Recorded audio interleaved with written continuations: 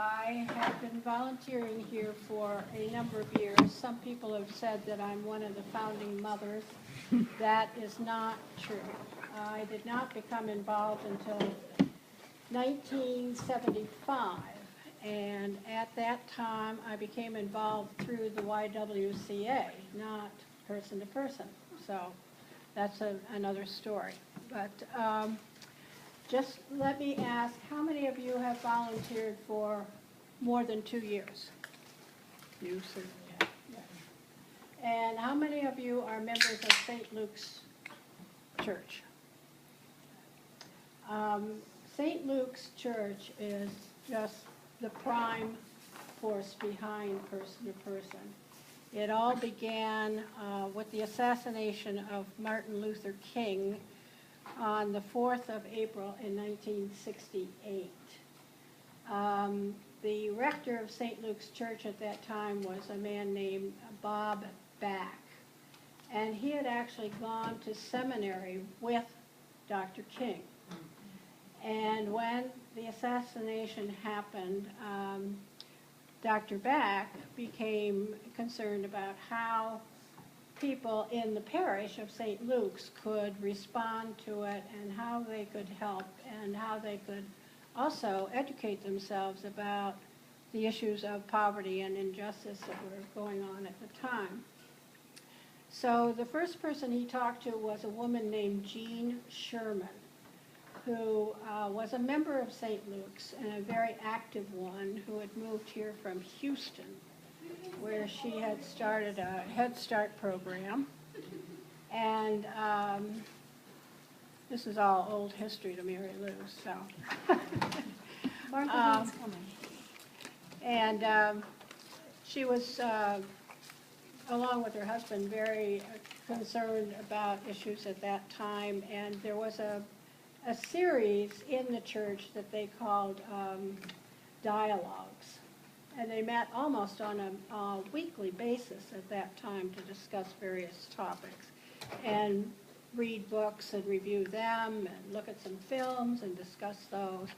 So within 2 weeks of the assassination, person to person had been formed. Dr. Back asked Jean to spearhead it and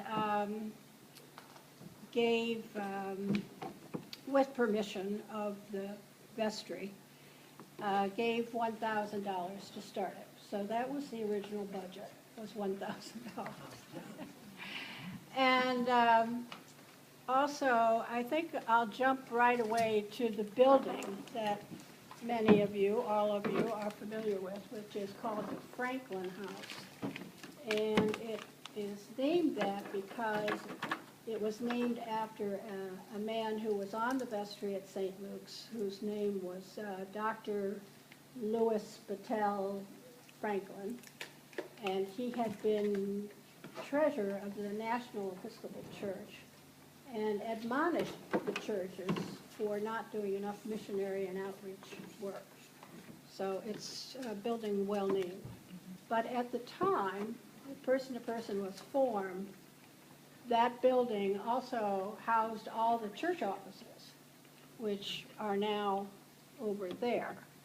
So you would come in what was the front door, and those were the church offices, and all the clergy were there. And upstairs was the family of the youngest member of the clergy, usually the one with all the small children. And person to person was given the back room where Anthony was until very recently, and that was it. There was a chair, a telephone, and a filing cabinet, and no door at this entrance. So everybody, everyone who came to person went past all the church offices to get to the back. And, but interestingly enough, most of our main programs started right then and there that first year. Clothing had a closet in the basement. The food was run by Pinky Haydock even back then. And Dick Kimball built shelves along the the stairway, and so there were cans there. But the primary concern, of course, was food, clothing, and shelter. While we don't provide shelter, we have always tried to assist with emergencies, and at the very beginning, we had a furniture program, which we do not have now. Some of the pictures over there are of a woman whose name is Isabel Ray. And when her youngest child went off to college in the fall of that year, 1968, Dr. Back asked her if she would help move the furniture. So in fact, the furniture men, the van men, were originally station wagon women. And it was Isabel's station wagon that did the hauling. And her able assistant was a woman named Melissa Lang, who had a boy, George, who started doing the van runs when he was 10 days old.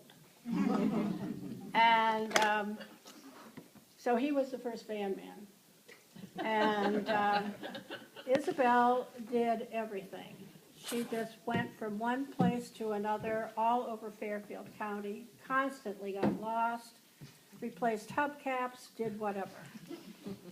So in 1971, a 1964 panel truck was donated. And that's when Isabel really went to town and replaced the side view mirrors and the hubcaps, and there was even a jump seat for George, and it did wonderful service for 2 years, at which point it totally fell apart on one of its trips. And that is when the first van was purchased. If you look at some of the pictures over there, you will see that it has, on the logo, is a cross, person to person, and St. Luke's Parish. St. Luke's Parish was the sole runner of the program at that point. And when the men took over, they really liked having the cross on it because it allowed them to double park. Worked out very well for them.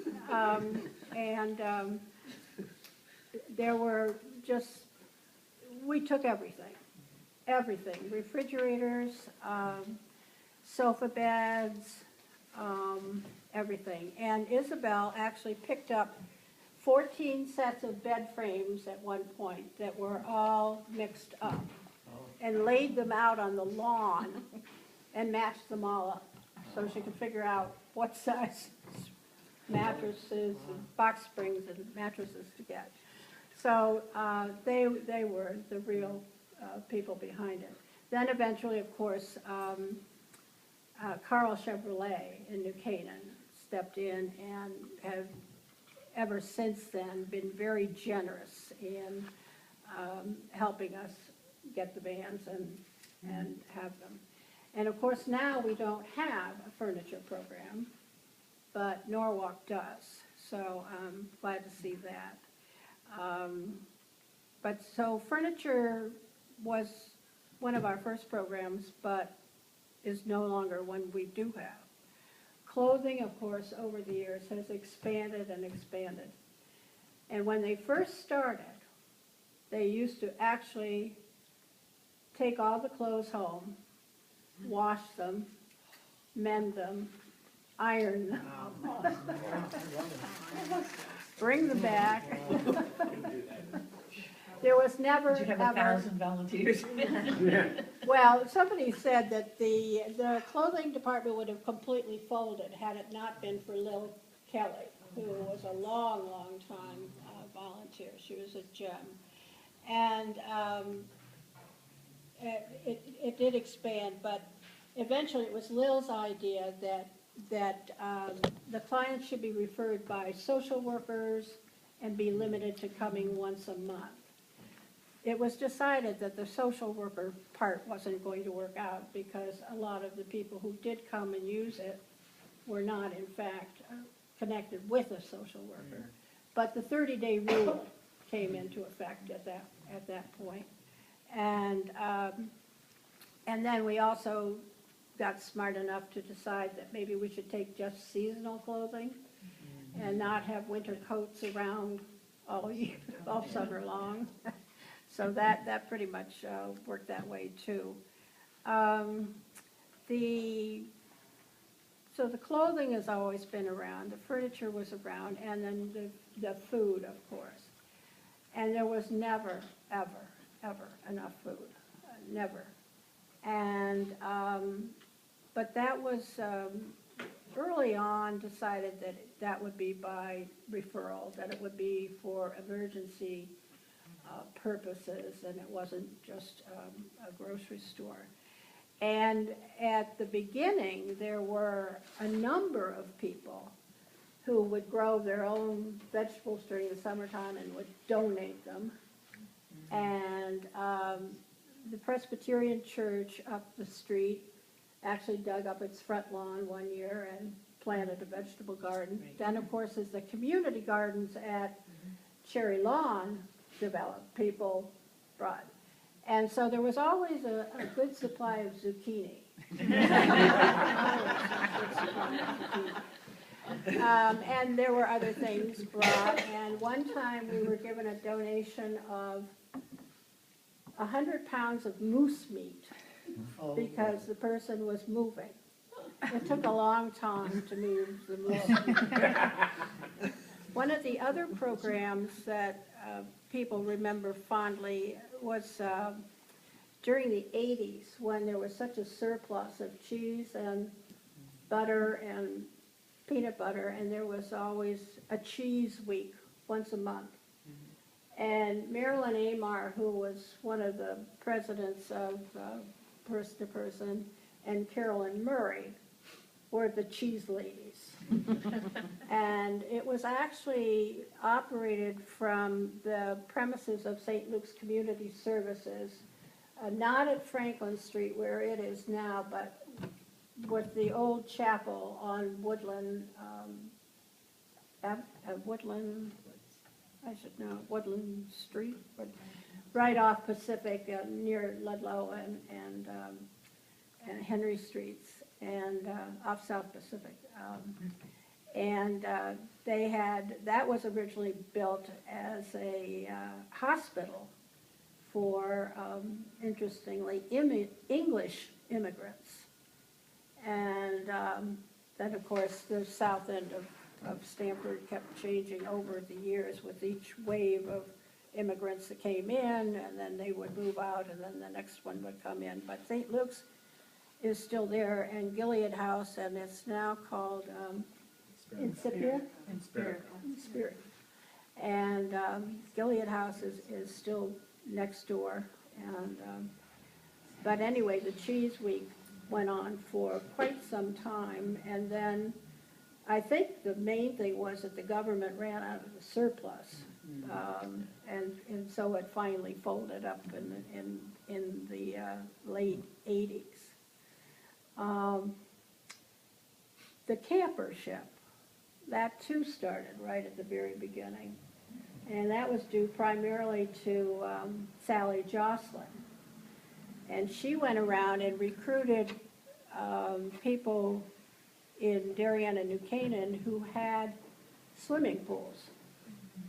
And the children who went to St. Luke's Community Services camp were brought to New Canaan and Darien once a week to swim in these pools.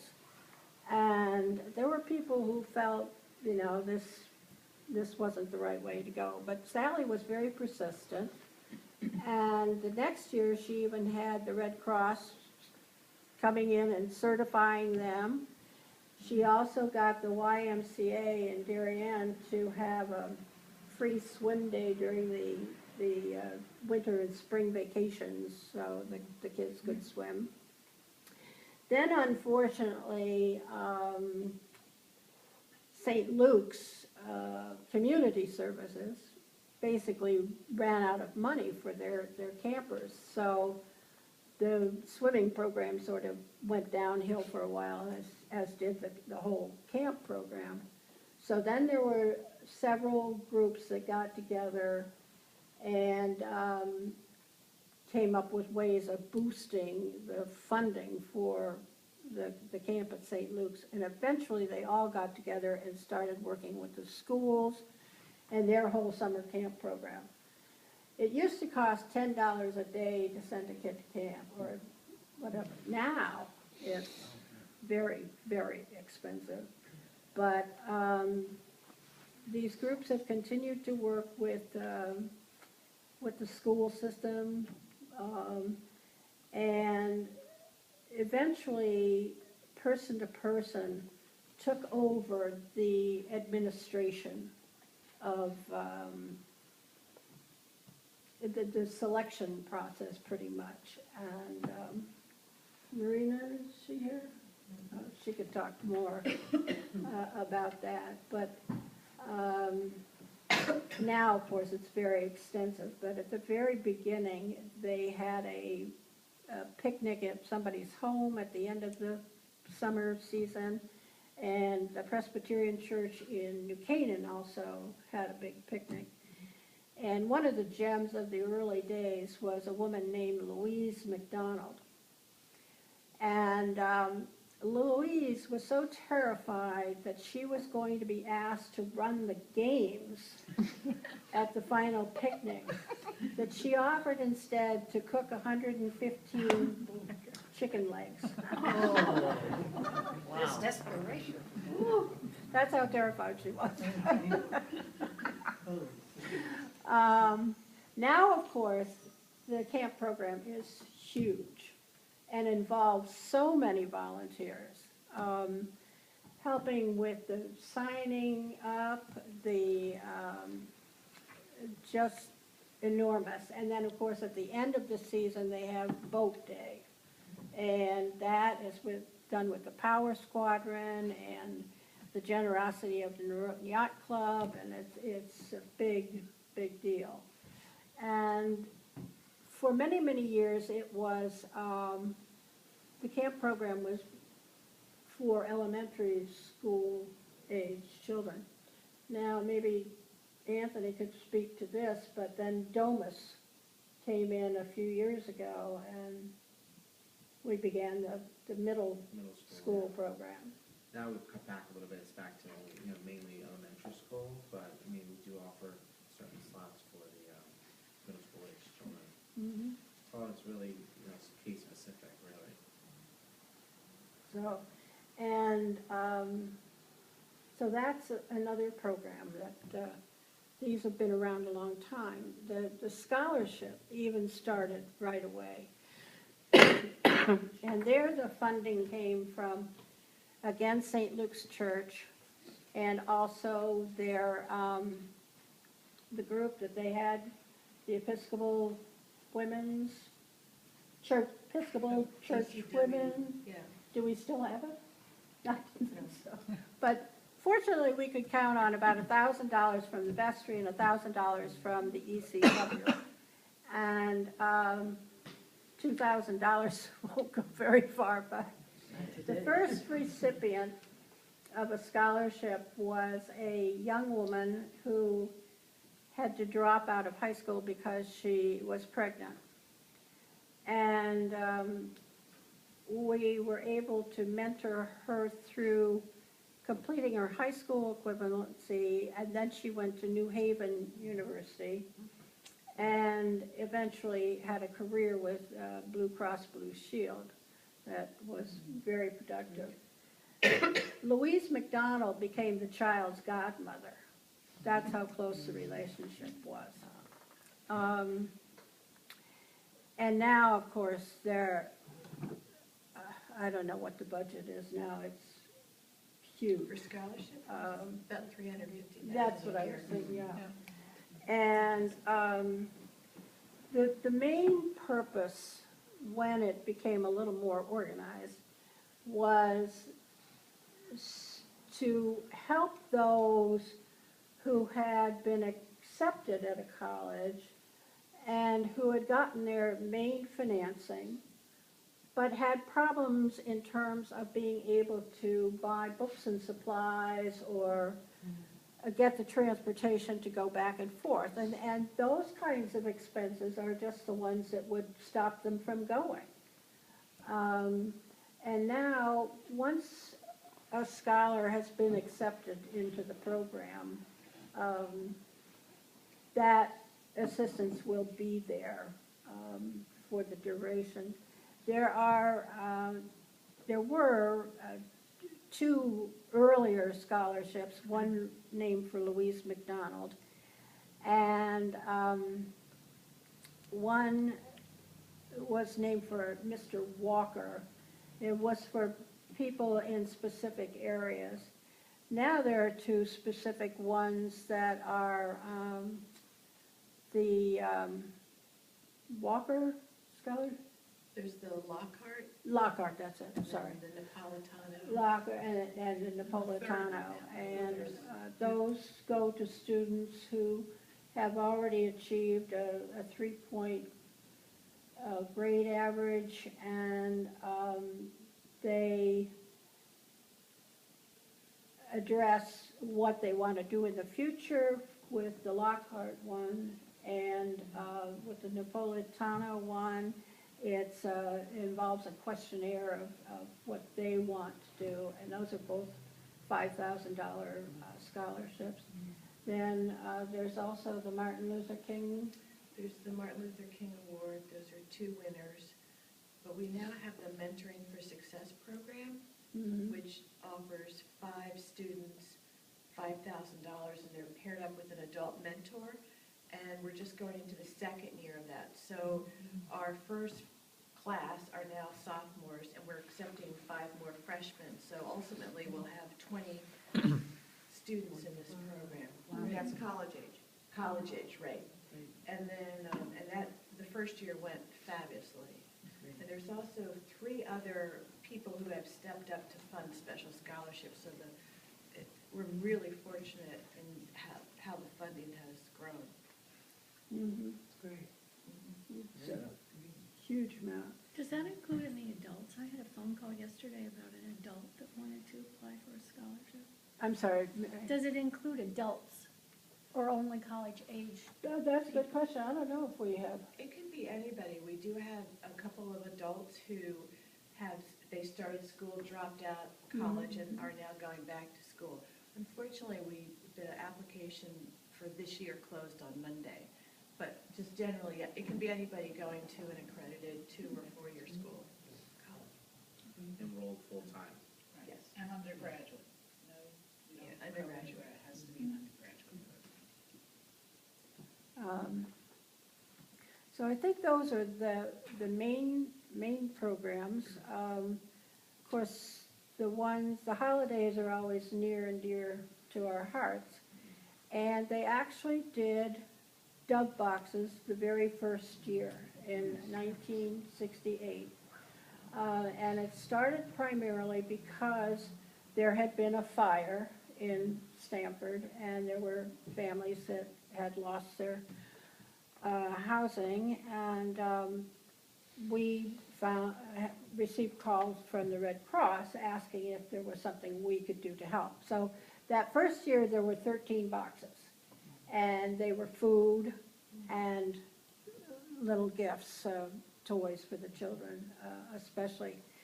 About 10 years later, virtually the same thing happened. There was another fire, and a family that had moved recently from Cuba was burned out of their homes, and the children were devastated. This was their first Christmas in America, and they had visions of sugar plums and everything else. And Maggie Niles was president at that time, and got a call and said, "Is there anything you can do to help this family make it a real Christmas?" And Maggie said, "Oh, sure." And she walked in to help out with the distribution of the dove boxes and fell over a Christmas tree that was in the doorway. She said, "Okay," and she moved that. and thought, well, I guess we can use that. And then later, a woman named Jane Birmingham came in and reported to her shift duty. And she said, I'll be happy to start putting the boxes in the car as soon as I remove all of these tree decorations that I don't know what to do with. And I said, do you know anybody who could use them? So the family got the tree, the decorations, and everything else. Pictures were sent back to Cuba. It was a big, big success. About 1975, it was decided that the Dove boxes would be for food only. And so two things happened about that time. One is that they started substituting vouchers from stores for the meat. Instead of the hams, which weighed so much, which had replaced the frozen turkeys, which weighed even more.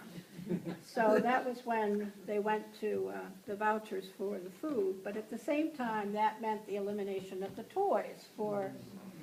So I'm trying to think who it was.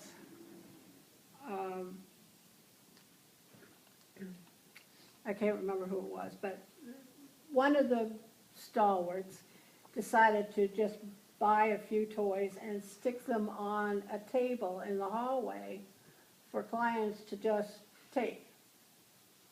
And that was the beginning of the toy store. And after that, it became more organized, and Carol is our leading expert on the toy store, so you might want to say when it became more formalized and. Well, I've been working on it since 2000, so I'm not quite, and it was pretty organized then. It was organized before that, because I was Yes. one of the shoppers in, early 90s, at least. Yeah, but we have a budget and we provide gifts for 1,500 children of clients. And there They is come one in- big donor, or there was then, one very big There was, donor. and we have someone now who donates, and so we look for that, but it's wonderful, it's wonderful. So the parents come in and they choose the gifts. So- And in One the gift for current each crisis, child. one gift for each child By under age group. age 15, by age group. We used to go up to age 18, but in the last financial crisis of 2008, we really had to cut back. Yeah, at some point you have to say people have to eat, but we still wanted to do something for the holidays, so we do find something and we get wonderful donations. Last year we had 5 new bikes. A book and a game. A book and a game, Book yes, and a a book, game. every child gets a book, and every family gets a game. And I will, and on the books this year, for every child that signed up for camp also got a book. And so, you know, you try and be It- part of it's the. really Christmas amazing. gifts, we wrap everything, we How put did the they get names on them.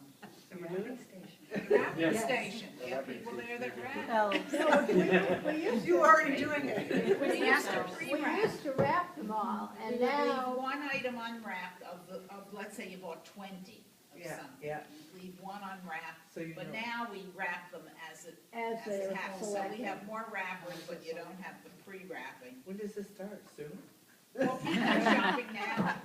People are shopping now, but we have a setup day, and then it goes for And it a gets stored Thursday, a and Friday, and a half a day Saturday. Okay, people come in. People there's- come in and they get we make appointments, appointments and for them. Okay, they make Yes, appointments. yes, So they have the and- family selected. they're our clients. Okay. They're our clients, and the clients use our facilities, what, Clients? Six times a year. 6 times a year. So there could be food, Could be clothing, food, an clothing. appointment, a rent subsidy. So it could they be any- become eligible by, Their names and Their their names. Yes. and then they Right. call after Thanksgiving and make an appointment, just as they would for clothing, and they get a specific time slot to come in. And we have volunteers who go around with the Oh, we open parents, shop. and it's all arranged by age group, so they can look, and boys and girls and, Yeah. and so forth. And now, since we moved, it used to be set up down here. I was gonna say perfect. Perfect, we're Well, gonna now come we back have a- here. We went across the street, but we're thinking we're gonna come back in here. It's kind of It's an bigger. easier space. It's a an bigger easier space Yeah, to we were just use, talking but- about it this And morning. so last year, we had the parents could actually pick out the wrapping paper they wanted and, Oh, no. and they would Yes, I yes. can see. It's very smooth, you'd be surprised. And then there's also an area for the, Well, we also give every family a little bag of groceries Yeah, at Christmas. and also the Right, the babysitting the kids make with the crafts kids. over in an area with some young Oh, kids, and teenagers nice. help us out, so that they're distracted, so mom and dad can go shop. And how many white dove boxes are there at Thanksgiving? 800. 800, you should see, that's another, and the Dove Amazing. program, fortunately, has gotten the support of virtually every church in town. So the Sunday after Thanksgiving, most churches put up a tree in their narthex, and there Yeah. are the doves that we used to string ourselves. Oh, I don't yeah. know who's doing that. They did that. Somebody's doing we still that. string Still them. string But we did that for a long time. And they, originally, the family's name was on there, and the boxes would go right to the family. And then it was organized a little more carefully, and went, the boxes would go to the agencies. Now the agencies give us all the names, and we know the number of children and their ages. But again, the doves now are of two kinds. One is for the food box, and the other is a monetary contribution that can be made to the emergency fund, assistance, emergency assistance fund. And it was something, and with Christmas, there's also now a program that started to involve, and actually the idea came from corporations themselves. So how could they get their employees involved in the Christmas giving and so forth? So that program is Be a Santa. And all the cards are made up again, and they've got sleepwear for boy 6 or something like that.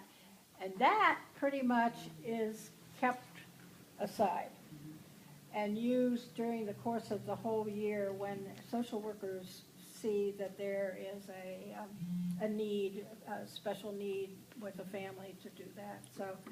So that is yet another Christmas program. So I think that pretty much covers the programs. So let's talk a little bit about the people.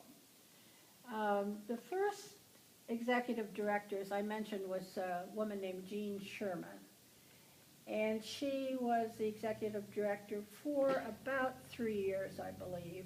And then she left to travel with her husband and came back, got a master's degree, and became the director of the nursery school at the Presbyterian Church up the street. The next woman, did you know Joan Brenna, I believe her name was? She was here about 2 years. She too was a parishioner of St. Luke's Parish, and she had been the president of the Urban League Guild. And then next was Bobby Earl. And Bobby Earl was the first non-St. Luke's member. And she was here, I believe it was 7 years. And then she, her husband took a job in Wisconsin. Bobby left, got a master's degree, based a lot on her experience as executive director of Visit Person. When Harry retired and they came back to town, Bobby became very involved with the hospice program. When she was moving, she approached Ann Kimball to take her place.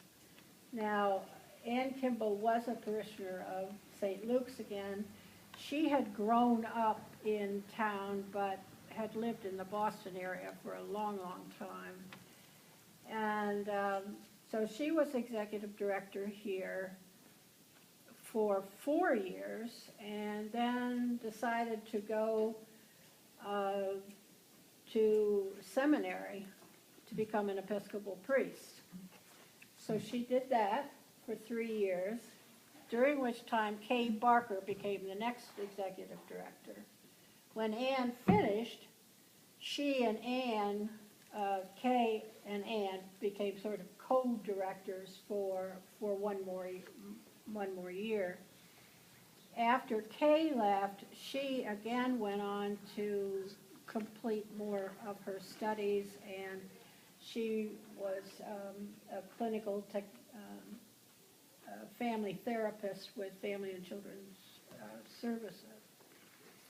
After Kay, we had, as the executive director, Janet Evans, and she was here the longest of anyone. She was here 15 years. And she was a licensed individual clinical social worker, I think it was the whole time, and had worked in the Brattleboro, Vermont, that Massachusetts, Vermont area, where her husband had been. And the reason she ended up here was the fact that her husband was called to be the minister of the Congregational Church in town.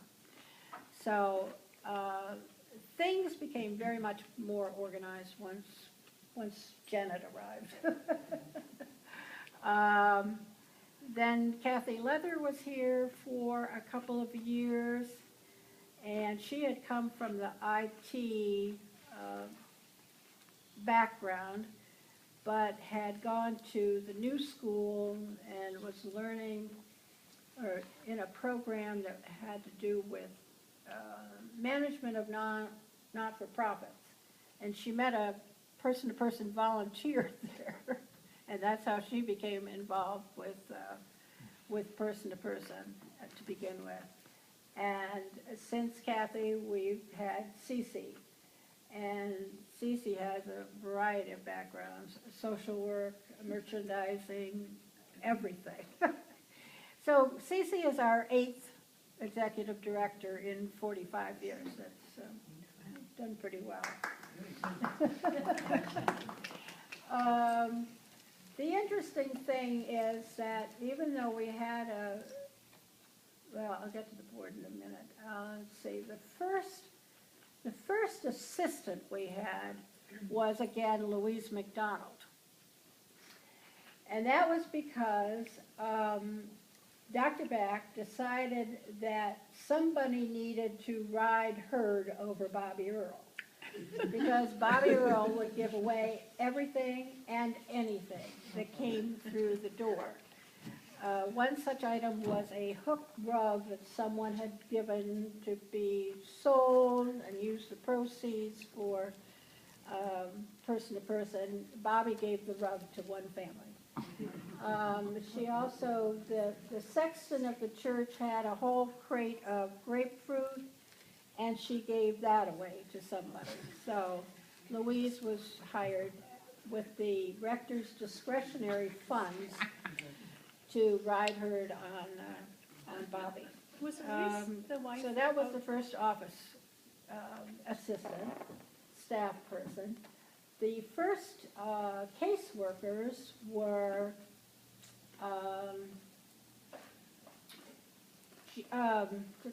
Elsie Cheston and Linnell Bennett. And the reason they were hired was to review all the requests that were being made for money. to look into them, see what the needs were, and so forth. And that was the beginning of emergency assistance. And then, of course, that just kept going on. And the person-to-person became involved in administering the fuel assistance program in Darien. Then that expanded to Stanford as well. And so we have emergent utility assistance, fuel assistance. We help with security deposits. But the best thing, of course, is to keep a person in the house. So that's how we got into eviction mediation.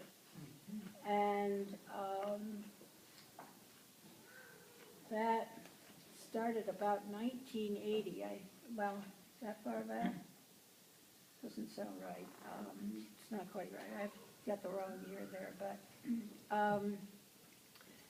Judy Kemp is now the person in charge of that. And I should mention that, of course, now we have more caseworkers. Abby Cologne was the first bilingual caseworker we had. Now Anthony and Rosemary and Catherine and Marina speaks Russian,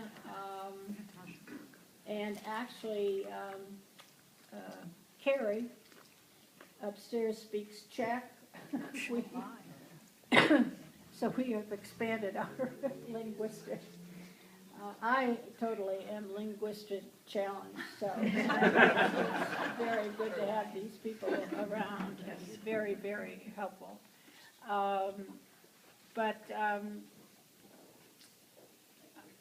It's just amazing what these social workers do. And one of the things that's happened over the expansion of our facilities over there is that with each one, we've been able to give the social workers and the clients more privacy. And I mean, it used to be a free-for-all. We were all there together. All there together, all helping out. There was, at the beginning, absolutely no board of directors. There was a chairperson for each program. There was a subcommittee that was made up of representatives from 21 different churches, but it was a subcommittee. And for the longest time, there was a feeling that this was a St. Luke's Parish program, and that's the way it should be. But it became apparent that we had so many more people from different churches. And then major thing was that we had people coming on our board representing synagogues from the Stanford area. And then, of course, we got to reaching out more for our funding. The Be a Santa program with corporations. So with the first truck, we had the Cross and person-to-person St. Luke's Parish. But then it became obvious that this was a bigger organization than just St. Luke's Parish. And that's when we went to the hand-to-hand, person-to-person logo, which was designed by Dee Cook. And so that got painted on the truck, and that's been the way it has been ever since. But we did not get to having a board per se until 10 years after we had been formed, and that's when we finally became formalized. And Nina Comiskey was the first president, and Maggie Niles, and a lot of just great women who did everything and anything. That certainly looks gorgeous.